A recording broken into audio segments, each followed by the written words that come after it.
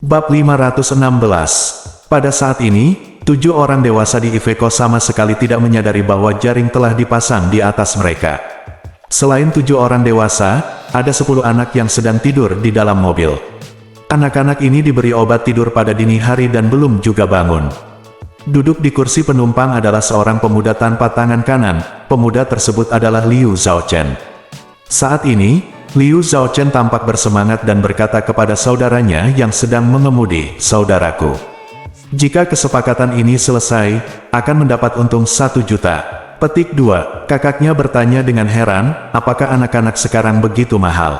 Bukankah sudah saya katakan sebelumnya bahwa harganya masing-masing hanya puluhan ribu yuan?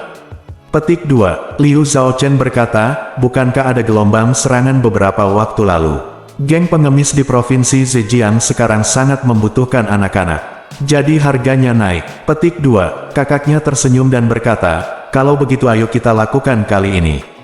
Petik 2. Liu Zhaochen mengangguk dan berkata dengan riang, ketika kesepakatan ini selesai, keluarga kami akan menemukan tempat untuk menghabiskan liburan. Petik 2. Di dalam gerbong Iveco yang luas, Ibu Liu Zhaochen berkata dengan senyuman di wajahnya, oh, sekarang saya sudah selesai menghasilkan uang, saya benar-benar ingin pergi ke luar negeri. Menantu perempuan Lao Zhao di sebelah pergi ke Thailand beberapa waktu yang lalu. Ketika saya pergi ke sana, postingan media sosial saya ada di mana-mana sepanjang hari, dan setelah saya kembali, saya bertengkar dengan saya. Kali ini, ketika kami mendapatkan uang, kami akan pergi juga. Petik 2. Liu Zhaochen berkata sambil tersenyum, apa yang menarik dari Thailand? Thailand adalah tempat bagi orang-orang miskin. Anda dapat menghabiskan 2 hingga 3 ribu yuan dengan grup wisata. Jika kami ingin pergi, kami akan pergi ke tempat yang lebih tinggi, tempat. Petik 2. Tempat kelas atas. Ibu Liu Zhaochen bertanya dengan penuh semangat, anak baik. Tempat apa yang kamu bicarakan yang lebih mewah? Ibu belum pernah melihat banyak hal di dunia ini dan sudah lama tidak bisa memikirkannya. Petik 2. Liu Zhaochen berseru, tentu saja saya akan pergi ke Maladewa. Itu tempat yang bagus bagi orang-orang kaya untuk pergi berlibur. Petik 2. Adik Liu Zhaochen bertepuk tangan gembira dan berkata, Maladewa. Hebat, saya sudah lama ingin pergi ke Maladewa. Petik 2. Setelah mengatakan itu, dia menambahkan, saya ingin pergi ke Maladewa untuk tinggal di villa di atas air. Mewah sekali, pasti sangat menyenangkan untuk ditinggali. Petik 2. Liu Zhaochen tersenyum dan berkata, saudari, segera setelah kami mendapatkan uang, kami akan segera membeli tiket pesawat. Petik 2. Keluarga beranggotakan 6 orang ini mulai merindukan perjalanan mendatang ke Maladewa. Liu Zhaochen berbalik dan melihat pria yang duduk beberapa baris di belakang. Pria ini juga merupakan orang dewasa ketujuh di dalam mobil tersebut selain keluarga Liu Zhaochen yang beranggotakan 6 orang. Liu Zhaochen memandang orang ketujuh dan berkata sambil tersenyum, hei, Jiang Ming. Anda dapat membagi 400 ribu yuan dengan uang yang Anda peroleh kali ini. Pernahkah Anda memikirkan apa yang akan Anda lakukan setelah mendapatkan uang tersebut? Petik 2. Jiang Ming mengabaikannya karena Jiang Ming sendiri sedang dalam suasana hati yang sangat tertekan saat ini. Tadi malam, setelah dia kembali ke rumah dari asrama perusahaan Zhao Zuoyue, beberapa pria muda dan berbahaya datang ke pintunya dengan membawa pisau. Orang-orang muda dan berbahaya itu mengetuk pintunya, menusuk lehernya dengan pisau, dan memperingatkannya bahwa dia harus mengirim Python sebagai kompensasi kepada Ma Zhongliang sesegera mungkin, jika tidak, dia akan dibacok sampai mati. Jiang Ming sangat ketakutan. Dia menemukan seorang teman yang menjual mobil bekas, mengevaluasi mobilnya sendiri dan Python, dan menemukan bahwa dia telah menggunakan semua premi asuransi. Masih ada kesenjangan pendanaan lebih dari 1 juta. Dan karena Mercedes-Benz miliknya mengalami kecelakaan, dia hanya bisa menjualnya dengan harga sekitar 300 ribu yuan. Bahkan jika saya menjual Mercedes-Benz saya, kesenjangan pendanaan masih lebih dari 900 ribu yuan. Zhao Zuoyue membayar 620 ribu yuan untuknya, tetapi dia masih kekurangan 300 ribu yuan. Dalam keputusasaan, dia hanya dapat menemukan teman lamanya Liu Zhaochen. Awalnya dia ingin meminjam 300 ribu yuan darinya untuk membantunya, tetapi dia tidak menyangka bahwa Liu Zhaochen juga kekurangan uang selama periode ini. Liu Zhaochen mengeluh kepadanya bahwa polisi terlalu agresif dalam memberantas perdagangan manusia akhir-akhir ini. Keluarga beranggotakan 6 orang hampir kehabisan makanan. Liu Zhaochen juga memberitahunya bahwa dia mencari anak-anak yang cocok kemana-mana sehingga dia bisa menjualnya ke selatan. Harganya sekarang sangat tinggi, dan jika dia menemukan sumber dayanya, dia bisa menghasilkan banyak uang. Jiang Ming mengira ada banyak bayi dan anak kecil di panti asuhan akhir-akhir ini. Dia segera mulai berpikir. Dia menyampaikan informasi ini kepada Liu Zhaochen dan mengusulkan agar kedua pihak bekerja sama untuk mencuri sekelompok anak-anak dari panti asuhan dan menjual mereka. Liu Zhaochen khawatir tentang di mana menemukan anak-anak. Ketika dia mendengar bahwa ada banyak panti asuhan, dia sangat gembira dan tiba-tiba mulai punya ide lain. Jiang Ming mengenal panti asuhan dengan baik dan mengetahui bahwa ada banyak celah di panti asuhan karena usianya, kurangnya dana, personel yang tidak mencukupi, dan fasilitas keamanan yang tidak memadai. Siapapun yang mengetahui proses tersebut dapat menemukan titik terobosan. Maka dia segera memimpin dan merumuskan rencana yang lebih matang. Ketika Liu Zhaochen melihat kalimat ini, itu sangat mungkin dilakukan. Dia segera membawa seluruh keluarga beranggotakan 6 orang. Jiang Ming sangat tidak puas karena ke-6 anggota keluarga Liu Zhaochen terlibat, karena dia tahu bahwa pihak lain telah memanggil begitu banyak orang ke sini. Saya hanya ingin berbagi lebih banyak uang. Jika saja Liu Zhaochen dan dia melakukan ini, 10 anak itu akan dijual dengan harga lebih dari 1 juta, dan masing-masing dari keduanya akan dapat berbagi 600.000 hingga 700.000. Hasil, Liu Zhaochen membawa keluarganya masuk lagi, dan bagiannya langsung tercair. Liu Zhaochen yang tidak tahu malu ini awalnya tanpa malu-malu ingin membagi uang secara merata berdasarkan kepala. Dalam hal ini, akan dibagi menjadi 7 bagian, dan maksimal di tangannya adalah 200.000. Jiang Ming dan Liu Zhaochen berjuang keras dan akhirnya memutuskan metode distribusi. Jiang Ming mendapat 400.000, dan sisanya diberikan kepada keluarga Liu Zhaochen. Jiang Ming secara alami sangat tertekan setelah kehilangan pendapatan sebesar 300.000 yuan secara tiba-tiba. Tapi dia tidak punya ide bagus, karena jika pihak lain ingin meninggalkannya sendirian dan melakukannya sendiri, dia akan celaka. Dalam keputusasaan, dia hanya bisa menderita karena menjadi bodoh. Saat ini, Liu Zhaochen melihat peta, lalu melihat waktu, dan berkata, kita hampir sampai di Suzhou dan Hangzhou. Ketika kita sampai di sana, toko kita berikutnya akan datang untuk mengambil barang. Kita bisa mendapatkan uangnya dan kembali sebelum gelap. Bisa bergegas kembali. Petik 2. Adik Liu Zhaochen berkata dengan penuh semangat, oh, sekarang saya hanya ingin pergi ke Maladewa. Petik 2. Saat dia mengatakan itu, dia mengeluarkan ponselnya dan berkata, saya akan mencari video dan panduan tentang Maladewa di Douyin untuk melihat pulau mana yang lebih menyenangkan. Petik 2. Ia pun langsung membuka Douyin. Tak disangka, video pertama yang dibuka setelah dibuka adalah berita tentang anak hilang di panti asuhan. Hanya 2 atau 3 jam setelah video berita ini diposting, sudah mendapat lebih dari 5 juta suka dan lebih dari 300.000 komentar. Hatinya menegang, dan ketika dia membuka komentar, dia terkejut. Karena semua komentarnya penuh dengan seruan untuk menembak pelaku perdagangan manusia dan membunuh seluruh keluarganya, dan seterusnya. Dia tanpa sadar berkata, oh tidak, masalah ini sudah menjadi berita utama. Sepertinya netizen di seluruh negeri menaruh perhatian. Apakah kita bertindak terlalu jauh? Petik 2. Apa yang Anda takutkan? Liu Zhaochen berkata dengan acuh tak acuh, tidak ada perbedaan besar antara mencuri 1 dan mencuri 10. Selain itu, saya telah berhati-hati sepanjang jalan. Tidak ada petunjuk yang tersisa. Tidak ada yang dapat menemukan kami, apalagi mencurigai kami. Pada kami. Petik 2. Saat dia berbicara, dia berkata dengan bangga, jangan khawatir. Ketika kami tidak bisa ditemukan setelah beberapa saat, perhatian netizen akan langsung tertuju pada berita lain, dan lama-lama kami akan dilupakan. Petik 2. Bab 517. Beberapa helikopter berkumpul di luar Jinling dan dengan cepat diusir keluar provinsi, secara bertahap menutup jarak ke sasaran mereka. Iveco pihak lain hanya bisa berhenti dan melaju di jalan raya nasional, sering menemui lampu lalu lintas atau kemacetan, dan kecepatan keseluruhan tidak bisa ditingkatkan sama sekali. Alasan Liu Zhaochen memilih jalan raya nasional daripada jalan tol terutama karena jalan tol merupakan jalan yang tertutup, jika ia menjadi sasaran polisi, akan sulit baginya untuk terbang. Tapi jalan raya nasional berbeda. Jalan raya nasional merupakan jalan terbuka dan menghubungkan berbagai jalan pedesaan dan kabupaten, sehingga sulit bagi polisi untuk memblokir jalan mereka sendiri. Dan jika terjadi kesalahan, Anda dapat meninggalkan mobil dan melarikan diri kapan saja. Ladang pedesaan, rumah tinggal, atau bahkan lokasi pabrik adalah tempat yang bagus untuk bersembunyi.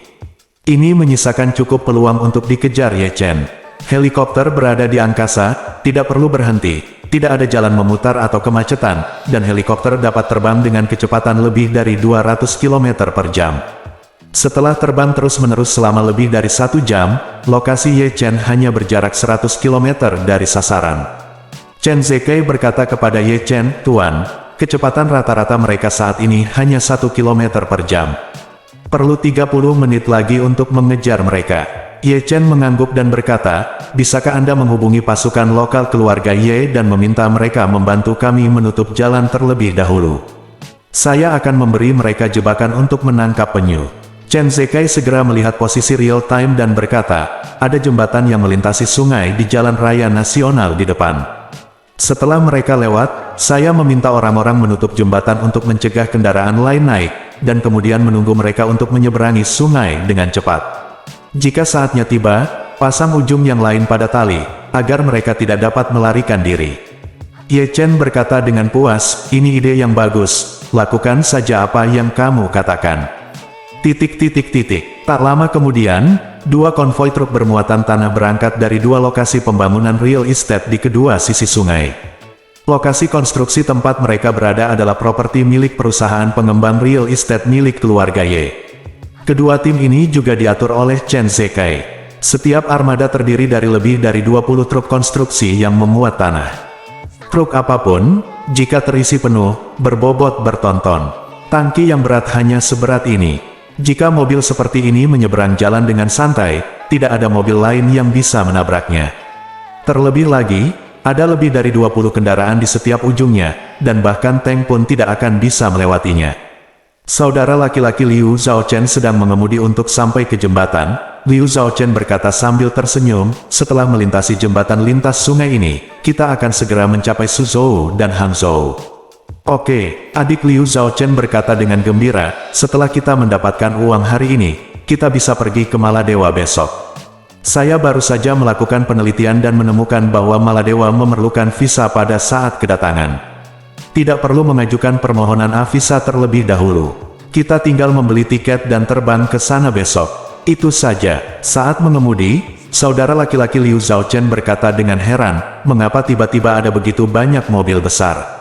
Semua orang melihat keluar jendela dan melihat truk-truk besar penuh tanah di kedua sisinya.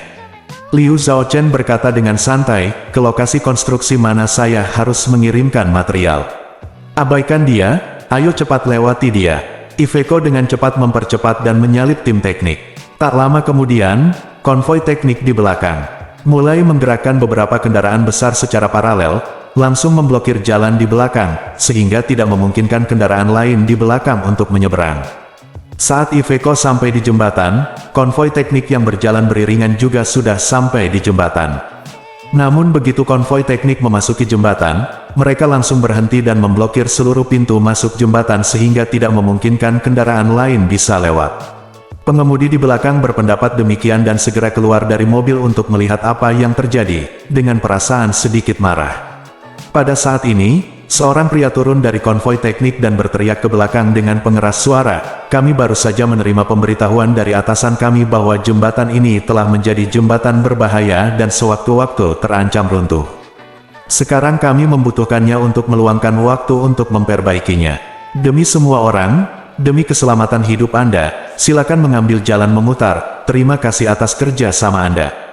Para pengemudi ini awalnya ingin memarahi ibu mereka, namun setelah mendengar kata-kata tersebut, mereka langsung menyerah untuk memarahi ibu mereka, dan ketidakbahagiaan mereka pun hilang. Dengan banyaknya kendaraan konstruksi yang diparkir di sini, mereka tidak meragukan apa yang dikatakan pihak lain. Oleh karena itu, mereka semua sangat senang sekarang. Untunglah mereka mengikuti kendaraan konstruksi. Jika mereka berada di depan konvoi, bukankah mereka juga akan berkendara di jembatan berbahaya ini? Jadi semua orang berbalik dan mengambil rute lain. Saudara laki-laki Liu Zhaochen berkendara ke tengah jembatan. Dia melihat ke belakang melalui kaca spion dan bertanya dengan bingung, mengapa tidak ada mobil di belakang. Liu Zhaochen menoleh ke belakang dan melihat bahwa dia mungkin dihadang oleh mobil-mobil besar itu. Mobil-mobil besar itu berjalan lambat. Petik 2. Itu mungkin, kata saudara laki-laki Liu Zhaochen, lalu berhenti menganggapnya serius dan terus mengemudi. Saat kami hendak menyeberangi jembatan, tiba-tiba beberapa kendaraan besar berdatangan dari kedua sisi, menghalangi jalan di depan. Saudara laki-laki Liu Zhaochen terkejut dan buru-buru menginjak rem, berkata, "Sial, apakah pengemudi mobil besar ini gila?" Orang lain di dalam mobil terhuyung-huyung beberapa saat karena tidak sempat bereaksi. Setelah mobil berhenti, Liu Zhaochen terkejut saat mengetahui bahwa jalan di depan mobil tersebut sepenuhnya diblokir oleh beberapa mobil besar, tetapi tidak ada satu mobil pun di belakangnya. Dengan kata lain, Iveco yang ditumpanginya diblokir sepenuhnya di jembatan ini. Namun, saat ini, dia tidak bermaksud bahwa dia sedang dalam masalah. Jadi dia membuka pintu mobil dan keluar, sambil berteriak ke mobil besar yang diparkir di depannya, "Hei! Apa yang kalian lakukan? Minggir!" Seorang pria kekar melompat keluar dari salah satu gerobak dan berkata dengan dingin, "Jembatan ini telah ditutup. Mulai sekarang, tidak ada kendaraan atau orang yang boleh lewat." Liu Zhaochen berkata dengan marah, "Mobil-mobil di depan kita semua sudah lewat, tapi kita belum lewat. Jika Anda ingin menutupnya, Anda bisa menunggu sampai kami lewat sebelum menutupnya." Dia tidak tahu bahwa alasan mengapa jembatan itu ditutup adalah untuk menyegelnya di jembatan. Pria kekar itu berteriak keras, "Berhenti bicara omong kosong padaku. Sudah kubilang tidak ada kendaraan atau orang yang boleh lewat. Jika kamu tidak takut mati, kamu bisa mencobanya." Saat dia mengatakan itu, lebih dari 30 orang yang memakai topi keras datang dari belakang, semuanya sangat tangguh dan terlihat garang. Hanya ada 7 orang dalam kelompok Liu Zhaochen. Ibu dan saudara perempuannya sama-sama wanita yang tidak berdaya. Ayahnya adalah seorang lelaki tua, dan dia adalah orang cacat. Bagaimana 30 orang ini bisa berada dalam situasi ini? Banyak lawan. Jadi, dia mengertakkan gigi dan berkata, "Baiklah. Kalau begitu kita selalu bisa berbalik dan kembali mencari cara lain, bukan?" Setelah itu, dia masuk ke dalam mobil lagi dan berkata kepada saudaranya di sampingnya, "Ayo berbalik." Baik, saudara laki-laki Liu Zhaochen segera berbalik dan melaju kembali. Namun yang tidak dia duga adalah setelah berbalik dan berkendara kembali, sebelum dia melaju beberapa langkah, dia melihat sekelompok besar truk besar datang dari arah berlawanan. Truk-truk itu letaknya bersebelahan, bahkan tidak ada ruang untuk dilewati sepeda, dan sepeda itu datang ke arahku dengan cara yang mengancam. Saudara laki-laki Liu Zhaochen segera menghentikan mobilnya dan berkata dengan terkejut, "Apa yang terjadi di sini? Mengapa rasanya mobil-mobil besar ini sengaja mencoba menjepit kita di tengah? Apakah kita ketahuan?" "Tidak mungkin," Liu Zhaochen berkata dengan tegas, "bahkan jika kita ketahuan, yang mencegat kita seharusnya adalah polisi, bukan truk besar di lokasi konstruksi." Kakaknya sangat khawatir dan berkata, "Zhaochen, menurutku jelas ada sesuatu yang mencurigakan sedang terjadi." Bab 518. Saat ini, Liu Zhaochen juga merasa ada sesuatu yang salah. Kalau tidak, bagaimana bisa ada begitu banyak mobil besar mengelilingi mobil saya tanpa alasan? Dan menilai dari postur mereka tidak ingin membiarkan diri mereka melarikan diri, jadi mereka menggunakan formasi head-to-head. Terjadi kemacetan di depan dan belakang, dan sungai mengalir di bawah jembatan. Jika benar-benar lurus ke arahnya, dia bahkan tidak akan bisa melarikan diri. Memikirkan hal ini, dia menjadi gugup dan berkata, "Apakah orang-orang ini ada di sini untuk anak-anak ini? Seharusnya tidak demikian, bukankah mereka hanya sekelompok anak yatim piatu?" Itu benar, saudara laki-laki Liu Zhaochen tidak bisa menahan diri untuk tidak berkata. Lagi pula, polisi bahkan belum datang ke sini, jadi mengapa orang-orang ini ada di sini? Melihat konvoi di kedua ujung semakin dekat, saudara laki-laki Liu Zhaochen hanya bisa menghentikan mobilnya untuk sementara. Semua orang di dalam mobil panik, termasuk Jiang Ning. Jiang Ning merasakan kepanikan jauh di dalam hatinya saat ini. Tidak ada yang tahu situasi di panti asuhan lebih baik dari dia. Jika anak-anak ini hilang, yang paling mereka lakukan adalah polisi datang mencari mereka. Tidak mungkin bagi mereka, sektor swasta memiliki kekuatan yang begitu besar. Temukan mereka. Namun, Ada satu pengecualian yang membuatnya merasa sangat gugup. Pengecualian adalah Ye Chen, yang telah menyakitinya dengan sangat parah kemarin. Entah bagaimana, dia merasa bahwa masalah ini tidak dapat dipisahkan dari Ye Chen. Ketika dia memikirkan tentang Ye Chen, dia selalu terlihat misterius. Dia tidak bisa menahan diri untuk bertanya-tanya pada dirinya sendiri, mungkinkah orang-orang ini dikirim ke sini oleh Ye Chen? Tepat ketika Iveco berhenti, mobil-mobil besar yang tak terhitung jumlahnya mulai membungkusnya dengan erat di dalamnya, dan 7 orang dewasa di dalam mobil itu panik. Liu Zhaochen mengeluarkan pisau dari tangannya dan berkata dengan gugup, "Jika seseorang menyakiti kami akan melawannya." Adiknya merasa ngeri dan berkata, "Total kami hanya ber-7, dan mereka memiliki lusinan pengemudi saja. Kami bukan tandingan mereka." Liu Zhaochen jelas panik dan berkata dengan gugup, "Kalian tutup tirai jendela di belakangmu. Jika mereka ingin masuk, saya akan melawan mereka." Untuk mengangkut anak-anak dengan lebih aman, mereka telah menggantungkan tirai tebal pada jendela di barisan belakang. Melihat ke dalam dari luar, Anda tidak dapat melihat apa yang terjadi di dalam, apalagi anak-anak yang tidak sadarkan diri di dalam. Beberapa orang, termasuk Jiang Ning, buru-buru menutup tirai. Liu Zhaochen berkata kepada kedua saudara laki-lakinya dan Jiang Ning, "Kalian cepat keluarkan pisaumu. Mobilnya pasti tidak akan bisa keluar sekarang, jadi kalian hanya bisa mengandalkan diri sendiri." Ketika mereka mulai pagi ini, Liu Zhaochen memberi mereka masing-masing pisau. Dia pikir itu hanya untuk memperkuat keberanian mereka, tapi dia tidak berharap untuk menggunakannya sekarang. Jiang Ning sangat panik. Dia sangat berbeda dari Liu Zhaochen. Liu Zhaochen telah lama menjilati darah dari ujung pisau. Jika tidak, seluruh tangan kanannya tidak akan dipotong. Tapi terus terang, Jiang Ning hanyalah pembohong. Di perusahaan Zhou Huaxin, dia menipu pria dan wanita tua yang ingin mengatur uang dan menghasilkan uang setiap hari. Jika dia benar-benar ingin menggunakan pisau untuk bertarung dengan orang lain, dia sama sekali tidak memiliki keberanian. Pada saat ini, dia dengan gemetar mengeluarkan pisaunya dan bertanya dengan gugup, "Zhaochen, apakah kamu telah menyinggung seseorang?" Liu Zhaochen berkata dengan marah, "Saya juga ingin bertanya apakah Anda telah menyinggung seseorang." Saat ini, saudara, laki-laki Liu Zhaochen berkata dengan gugup, "Lihat mobil-mobil besar ini. Mereka hanya mengepung kita, tetapi tidak ada yang turun untuk mengatakan sepatah kata pun. Saya tidak tahu apa yang akan mereka lakukan." Liu Zhaochen berpikir sejenak, membuka sedikit jendela penumpang, dan berteriak keluar, "Siapa kamu?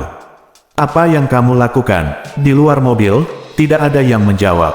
Liu Zhaochen sangat gugup, ada begitu banyak mobil yang mengelilinginya, dan orang-orang ini bahkan tidak mengucapkan sepatah kata pun, yang membuatnya merasa semakin aneh dan menakutkan.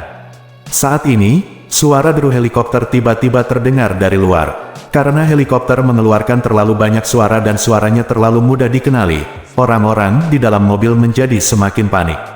Jiang Ning bertanya dengan panik, "Apa yang terjadi? Mengapa ada helikopter? Siapa orang-orang ini?" Ayah Liu Zhaochen membuka sedikit tirai dan melihat ke langit. Dia segera melihat beberapa helikopter mendekat dalam formasi. Dia sangat ketakutan sehingga dia berkata, "Ada beberapa helikopter di langit. Bahkan jika polisi menangkap orang, mereka tidak akan menggunakan helikopter. Mungkinkah kita telah menyinggung perasaan orang lain?" Saat mereka sedang berbicara, semua orang mendengar suara helikopter yang sudah berada di atas. Ye Chen sedang duduk di salah satu helikopter saat ini, melihat pemandangan di jembatan. Seluruh jembatan telah dirusak oleh kendaraan besar. Di tengah jembatan, belasan kendaraan besar mengepung Iveco. Pelaku perdagangan manusia dan anak itu ada di dalam mobil. Chen Zekai berkata kepada Ye Chen, "Tuan, banyak orang saya berasal dari pasukan khusus. Mereka punya banyak cara untuk membunuh mereka semua." Ye Chen berkata dengan dingin, "Jangan terburu-buru membunuh orang, biarkan mereka tetap hidup." "Oke," Chen Zekai berkata, "kalau begitu aku akan membiarkan mereka mengendalikan bajingan ini sekarang." Ye Chen mengangguk dan berkata, "Lakukan sekarang." Chen Zekai segera memberi perintah, dan salah satu helikopter turun dan melayang di atas Iveco. Kemudian 4 tali dilempar dari kedua sisi helikopter, dan seketika 4 orang mantan prajurit pasukan khusus berbaju hitam turun dari tali tersebut. Mereka sangat profesional dan digantung di keempat sudut atap Iveco. Kemudian mereka mengeluarkan mesin pemotong portabel dan mulai memotong lembaran besi atap secepat mungkin. Iveco putih ini sendiri bukanlah kendaraan khusus, lembaran besi pada atapnya sangat mudah dipotong. Dalam sekejap mata, seluruh atap mobil terpotong. Orang-orang yang berada di dalam mobil semuanya ketakutan. Mereka melihat ke arah atap mobil yang perlahan-lahan dibelah. Tidak ada cara yang baik untuk melakukannya. Saat ini, helikopter yang melayang di atas mereka mulai naik perlahan. Keempat mantan prajurit pasukan khusus masing-masing menggunakan alat penghisap khusus untuk menyedot kuat keempat sudut seluruh atap. Saat helikopter naik, atap Iveco langsung terlihat. Pada saat ini, tidak hanya Ye Chen di dalam helikopter yang dapat melihat dengan jelas situasi di dalam mobil, tetapi keluarga Jiang Ning dan Liu Zhaochen di dalam mobil juga melihat pemandangan spektakuler dari beberapa helikopter yang melayang di langit pada saat yang bersamaan. Kecuali helikopter yang membelah atap mobilnya, sisa helikopter digantung bekas pasukan khusus bersenjatakan senapan otomatis di kedua sisinya. Mereka seperti marinir dalam operasi Laut Merah, dengan ketat mengincar 7 orang yang ada di dalam mobil, dan memastikan siapapun yang berani menyakiti anak tersebut akan segera dibunuh. Untuk keluarga papan atas seperti keluarga Ye dengan kekayaan bersih lebih dari 1 triliun, kekuatan yang mereka gunakan untuk melindungi diri mereka sendiri jauh melampaui apa yang disadari kebanyakan orang. Pasukan khusus, senapan otomatis, dan helikopter hanyalah gerimis. Dengan pengaruh keluarga Ye, meski kendaraan lapis baja dikerahkan, itu tidak akan menjadi masalah besar. Ini adalah kepercayaan dari keluarga yang benar-benar terbaik saat ini. Menggunakan kekuatan sebesar itu untuk menangani segelintir pedagang manusia bisa dikatakan seperti menggunakan senjata anti pesawat untuk membunuh nyamuk. Tapi Ye Chen tidak menganggap itu sia-sia sama sekali. Sampah seperti itu harus segera dimusnahkan dengan cara yang paling ampuh. Bab 519. Saat ini, Ye Chen langsung menyalakan sistem pengeras suara di helikopter dan berkata dengan keras, "Orang-orang di dalam mobil dengarkan, kamu sekarang dikepung, segera hentikan semua perlawanan dan menyerah, jika tidak, bunuh tanpa ampun." Petik 2. Suara Ye Chen membuat 7 orang di dalam mobil Iveco ketakutan. Liu Zhaochen pingsan, karena dia merasa meskipun dia membunuh orang dan membakar, dia tidak akan menggunakan pertempuran besar untuk menangkapnya, bukan? Keluarganya juga sangat ketakutan saat ini. Baru saja saya berpikir bahwa keluarga saya akan pergi ke Maladewa untuk berlibur setelah mendapatkan uang, tetapi saya tidak menyangka akan terjebak dalam jaring seperti itu. Jiang Ning bahkan lebih panik. Dia hampir menyesalinya saat ini. Bukan sekedar penyesalan, lebih tepatnya panik. Namun saat ini, dia tiba-tiba tersadar kembali dan merasakan suara yang memanggil helikopter tadi terdengar begitu familiar. Tapi dia tidak mengenalinya untuk beberapa saat. Suara ini adalah suara Ye Chen. Jadi dia bertanya pada Liu Zhaochen dengan panik, "Apa yang harus kita lakukan sekarang?"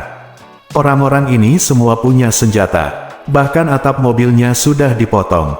Bagaimana jika mereka menembak kita? Petik 2. Adik perempuan Liu Zhaochen sangat ketakutan hingga dia menangis dengan keras. "Saudaraku, kita tidak akan mati di sini hari ini, bukan?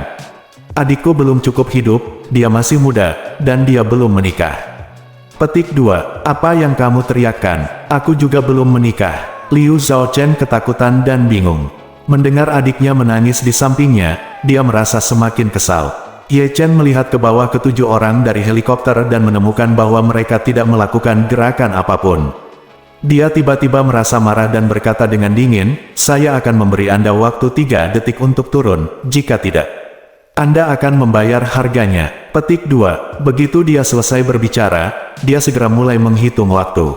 3. Petik 2. Di Iveco, Ibu Liu Zhaochen menangis dengan sedihnya. "Zhaochen, ayo cepat keluar dari mobil. Kalau tidak, saya sangat takut orang-orang ini akan menyerang kita."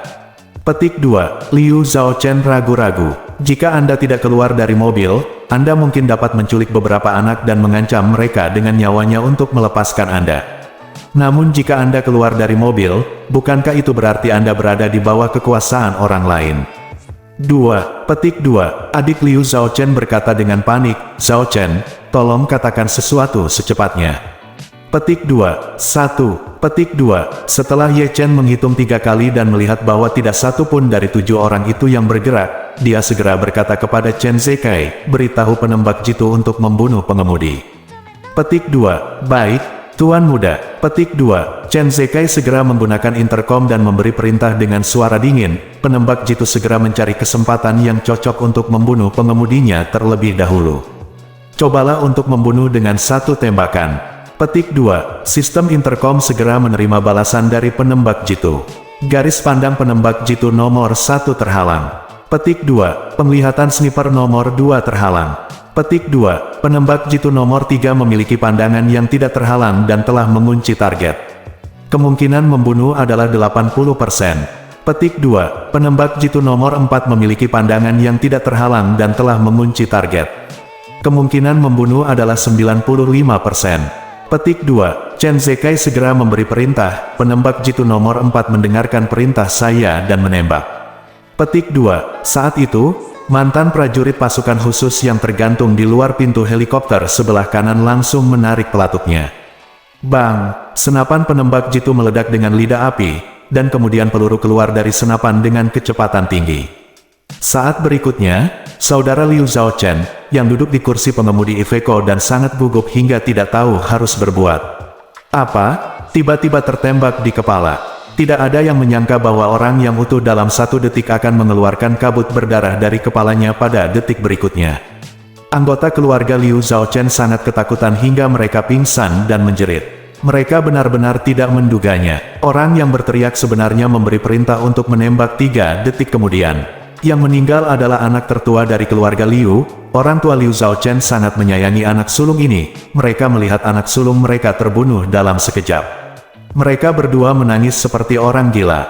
Liu Zhaochen disemprot dengan cairan merah putih di seluruh wajahnya karena dia paling dekat dengan kakaknya.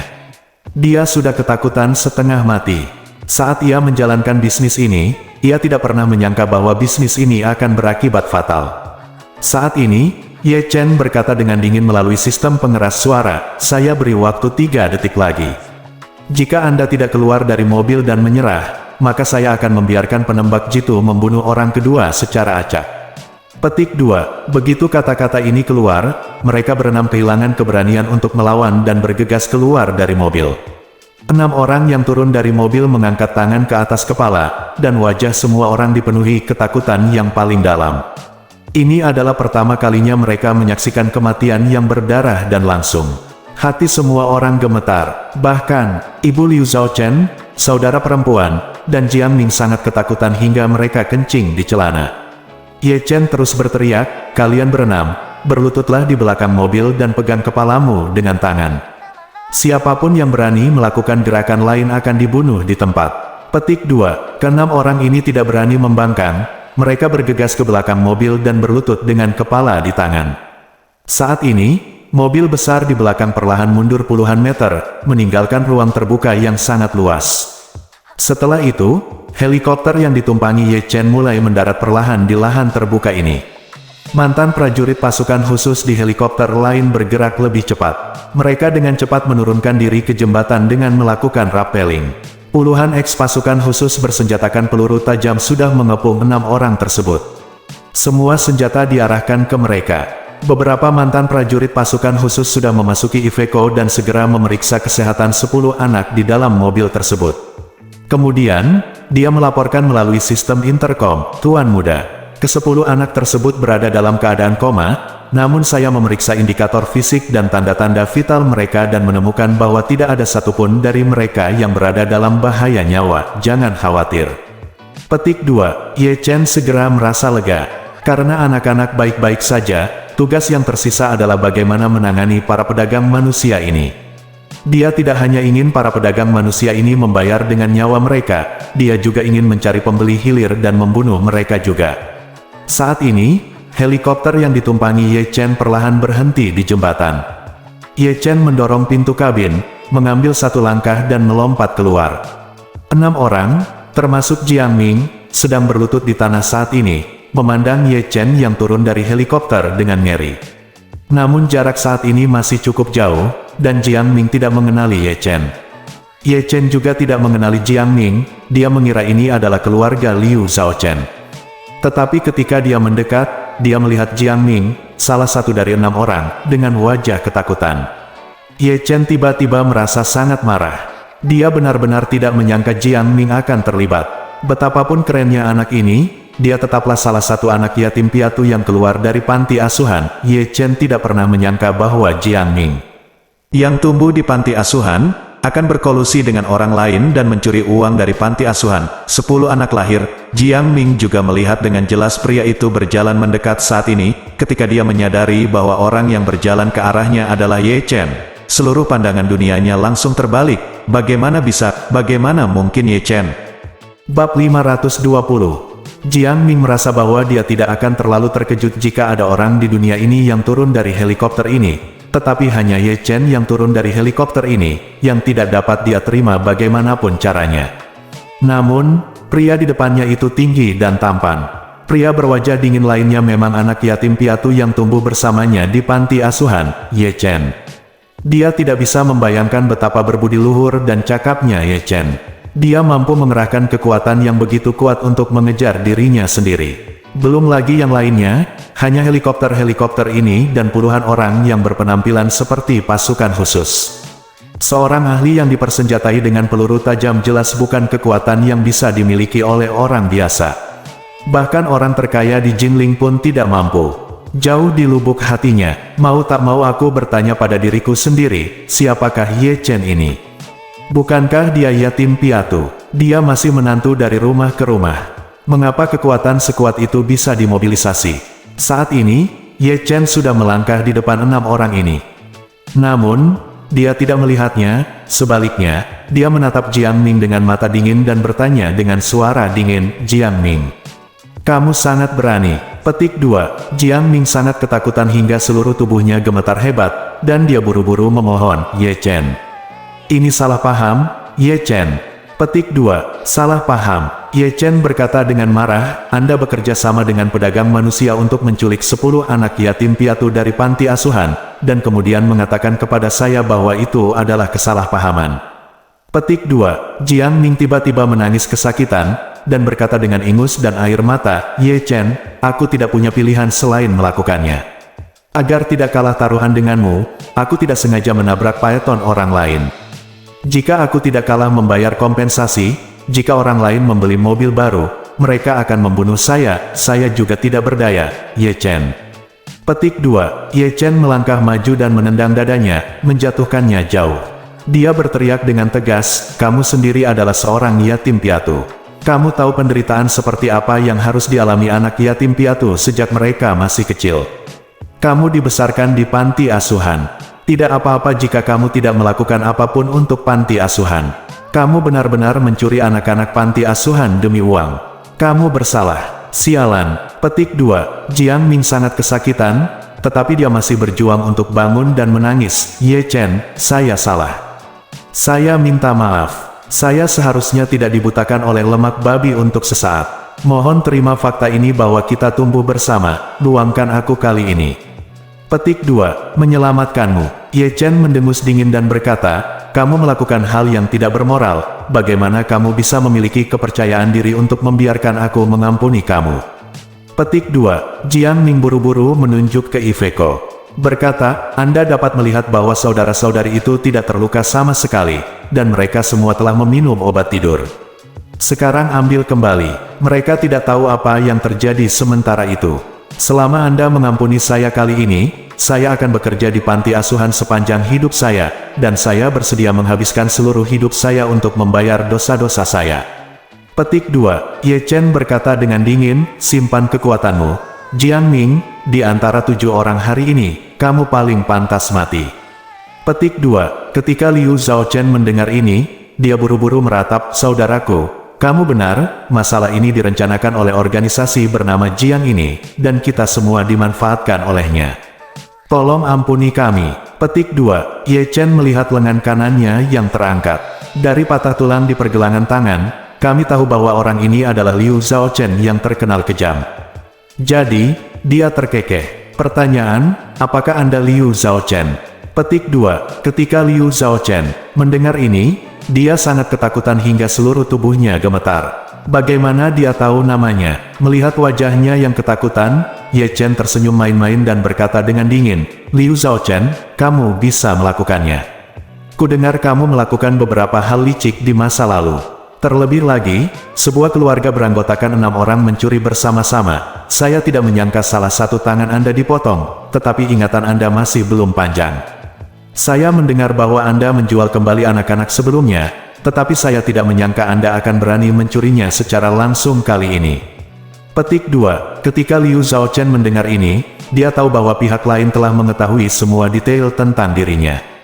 Jadi dia bersujud ketakutan dan berkata, saudaraku, ini semua salah paham, saudara. Saya telah menyinggung orang sebelumnya. Jadi semua orang di luar mencoba merusak reputasi saya. Saya tidak pernah melakukan hal seperti menjual anak, itu hanya rumor yang disebarkan oleh orang lain. Petik 2. Ye Chen tersenyum dan bertanya kepadanya, apakah menurutmu aku bodoh? Petik 2. Liu Zhaochen terus bersujud, seluruh dahinya berlumuran darah, dan memohon, saudaraku, kamu benar-benar tidak bisa menyalahkanku kali ini. Kali ini semua adalah ide Jiang Ning. Dialah yang memberitahuku bahwa sesuatu telah terjadi kepadanya. Kami kekurangan ratusan ribu, dan dialah yang memberitahuku bahwa ada banyak anak di panti asuhan, dan bahkan seluruh rencana kami untuk mencuri anak-anak itu dibuat olehnya. Petik 2. Ye Chen berkata dengan dingin, jangan khawatir.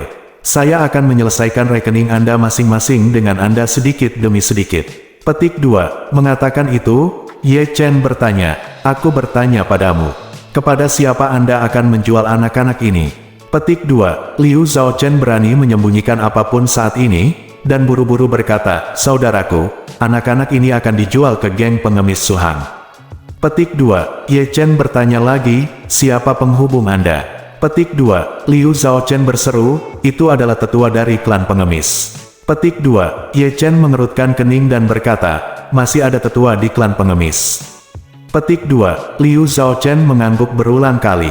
Dia buru-buru berkata, geng pengemis ini sepenuhnya meniru geng pengemis dalam novel seni bela diri. Karena mereka semua berpura-pura menjadi pengemis dan berkeliling untuk menipu uang.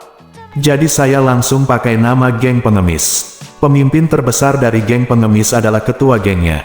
Di bawah ketua geng itu ada 2 wakil ketua geng, 9 orang tua, puluhan ketua balai dan puluhan ribu bawahan yang tersebar di seluruh provinsi. Petik 2. Ye Chen tidak menyangka bahwa geng pengemis, yang seperti kanker di masyarakat, akan memiliki struktur organisasi yang begitu besar.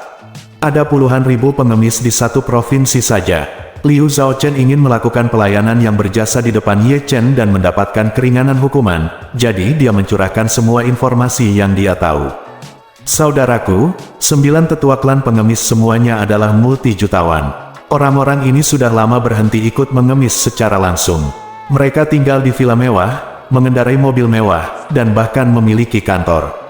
Petik 2. 9 tetua masing-masing menjalankan tugasnya masing-masing. Ada yang bertanggung jawab merekrut anggota baru, dan bertanggung jawab atas manajemen, keuangan, dan pelatihan. Ye Chen bertanya lagi, siapa pemimpin klan pengemis? Petik 2. Liu Zhaochen berkata, nama pemimpin klan pengemis adalah Sue Nanshan. Meskipun dia hanya pemimpin klan pengemis, kekayaan bersihnya setidaknya 1 miliar. Bisnisnya mencakup berbagai industri abu-abu. Dia telah menjadi pemimpin Suzhou dan Hangzhou, bos besar di dunia bawah. Petik 2. Saat dia berbicara, dia menambahkan, ngomong-ngomong, Sue Nanshan memiliki latar belakang yang sangat baik. Saudara perempuannya adalah istri Wu Donghai, kepala keluarga Wu. Ye Chen tiba-tiba mengerutkan kening. Jadi, Sue Nanshan ini adalah saudara ipar Wu Donghai. Ya, Liu Zhaochen mengangguk berulang kali dan berkata, cium kakak iparku. Ye Chen mencibir dan mengangguk, berkata pada dirinya sendiri, menarik, sangat menarik. Bersambung.